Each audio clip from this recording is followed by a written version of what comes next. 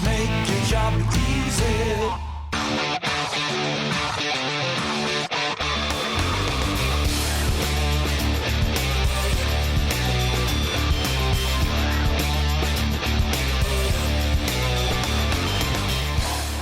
It was a hard-fought tussle at Traeger Park, but the boys managed to exercise the demons in the red centre and tighten their grip on a coveted top 4 spot with just 5 games remaining in the home and away campaign. Welcome to this week's episode of Eagle Review, proudly sponsored by Kennards Hire. Stop by a local store or visit them online. Do it from the comfort of your house, kennards.com.au. Ben Roberts. Do that a bit, kennards.com.au. You do? Hire a few things. I can see that. Anything you need. Let's talk about the game though. The inaccuracy from the Demons, that was a talking point early on. 5-1 Eagles to 1-5. That made one hell of a difference. But then didn't Melbourne come hard at the stroke of half time? 3 goals very late in time on, adding to their 39-point quarter. That is a truckload, mainly off the back of their CBD dominance. But after a tight tussle in the third term, it was the final quarter where West Coast broke the shackles. Absolutely. Adam Simpson said the game got away from them a little bit in that second quarter, but when it needed to be won in the last quarter, which is what they couldn't do last week, which is that's a good sign to step up in the last quarter. 11 extra contested possessions, 13 plus in tackles, 9 plus in inside 50s, 4 goals to 1. 2 of those to a man. We'll talk in a moment. Compared that to the last quarter where they just couldn't get hold of the footy against Collingwood and they ran out of steam a little bit. Great to see. 52 points from turnovers the weekend. That's a truckload. Including the big one at the end. Yeah, the Bailey Fritz, the switch on the inside, it was probably there. It would have opened them up good and proper. And even Neville Jetta a little slow to react. Elliot Yeo says, "Thank you, mother, for the rabbits," gives to Sheed, and he tumbles through one hell of a floating ball. Nice bounce. But a nail in the coffin nonetheless. It's the 10th time West Coast have recorded over 50 points from their turnovers out of 17 attempts, which is admirable. I'm going to give Jack Darling 3 votes, and I have no hesitation in doing so, Benny. He was unbelievable. Not just his 4 goals and 2 in the final quarter when it mattered most. He was marking everything. 9 in total, 4 contested and 2 inside 50 for that matter. But his tackling pressure as well. I mean, he had one that resulted in a Kennedy goal. He's been on fire and rediscovering some of that early season 2018 form too. Yeah, he's in fantastic form and in a good mood as well, signing a 5-year deal last week, which is great for the football club and great for him. And yeah, he's been playing his last month or so in particular. I mean, he's had a very solid season. He's on track to potentially have the most goals he's ever kicked in a year. He's in fantastic form and leading the forward line with JK very well, because I don't know if you noticed, Stephen, very, very young forward line at the weekend. Can I just throw some ages at you? Please do. Well, you've got JK, is over 30 as we know. JD is 27. He's only 27, so he's still got some football left. 5 more years, in fact, in the West Coast Eagles. But have a look at this. Rioli, 24. Ryan, 22. Waterman, 21. Allen, 20. Petruccelli, 20. Cameron, 19. All of them together is only just a tick over 100 games between the 6 of them.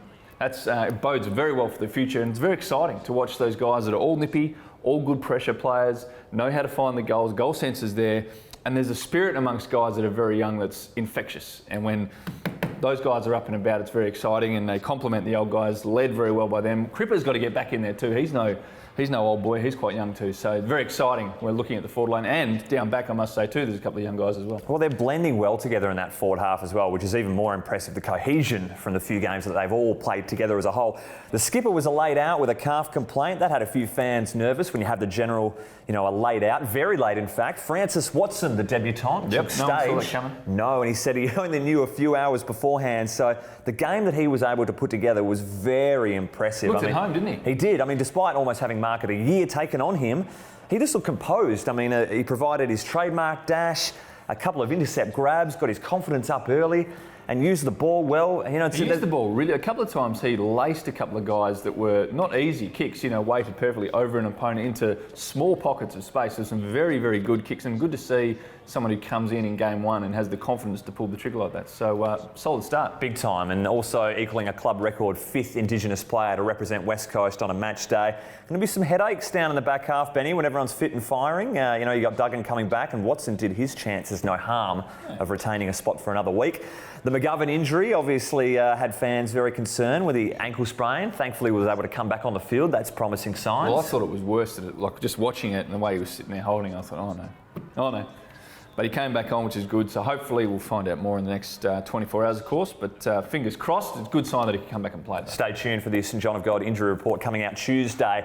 What about the ruck battle? Thought that was quite pivotal on the day. It was always going to be a big task for Tom Hickey to take on both Bruce, who's a massive man, and Big Maxi Gawn, All-Australian ruckman. How did you see that playing out on the day? The tests don't get much bigger than that. And this is the first look we got to see, probably for a whole game sample size of Hickey leading the ruck with Oscar helping him as well. I thought Hickey was good, and Oscar actually, really held his own in terms of, there were a couple of times where he got outmarked and he got outdone in the ruck contest, but that probably is to be expected when you're playing against someone of the quality of Max Gawn and also Braden Bruce. But no, I thought it worked really well. And particularly, if you look at the last quarter, we had some dominance from the centre, which comes off the back of ruck work. Not all about that, but some of it. So I think they'd be pleased with how that went as a first attempt at a full game together. A few plays worth highlighting just to round things out. What about this Rioli goal? Almost fumbled it on the goal line, able to slam, boots a ball, did it all without a boot.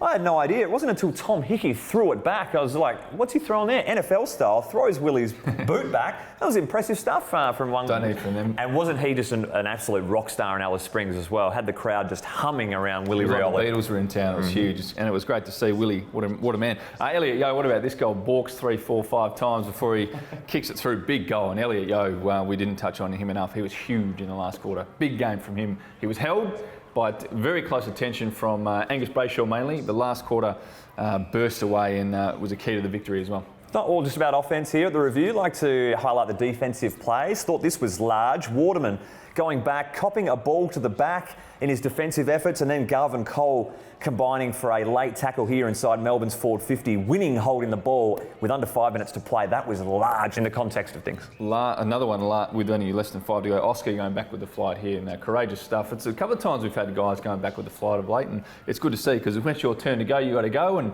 good on you, Oscar, for going. Big time. Time of game, very important there. Time for Kennards Roast of the Round. List is growing. Let's get stuck into it. I'm going to set things up first with Shuey. He'd indeed set Andrew Gaff up for a ripper here. Oh, nice one. But didn't Gaff return the favour to fellow Eagle and first game at Watson? Said, you can get tackled, not me. What about this one? Hey, have a listen to the coin toss. Shuey was looking forward to all of it. How did it play out? Okay, Nathan, it's your call.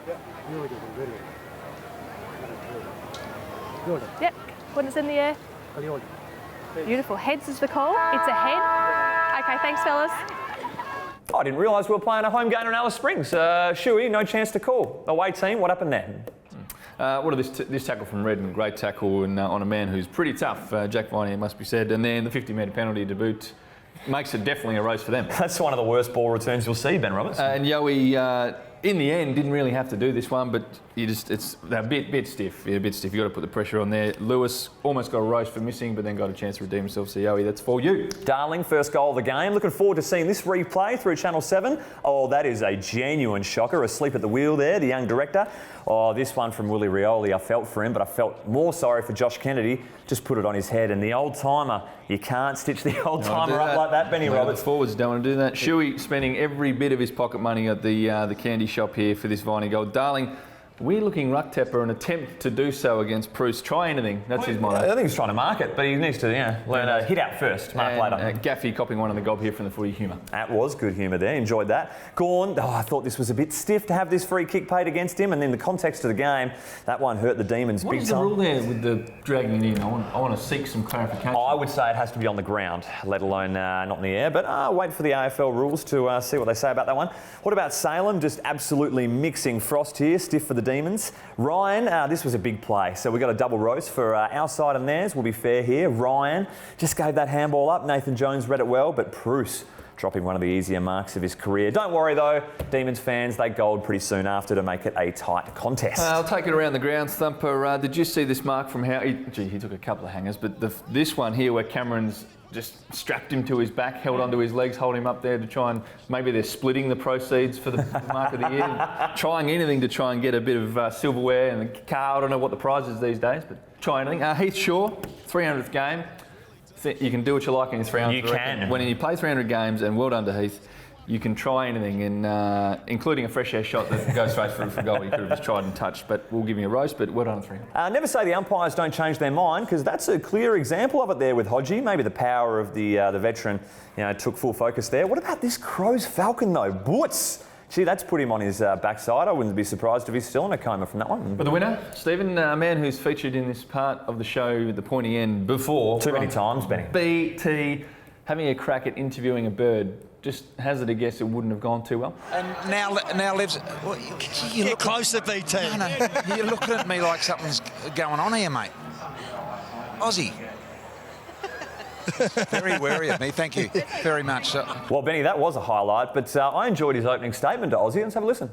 Hello, how are you? So, Aussie, tell me, Aussie lives here. I'm not sure if he thinks Aussie's on some sort of FIFO arrangement, being at home for us every time we play at home. He's been there before, or whatnot, but no, she lives in Perth, and we're very happy to have her.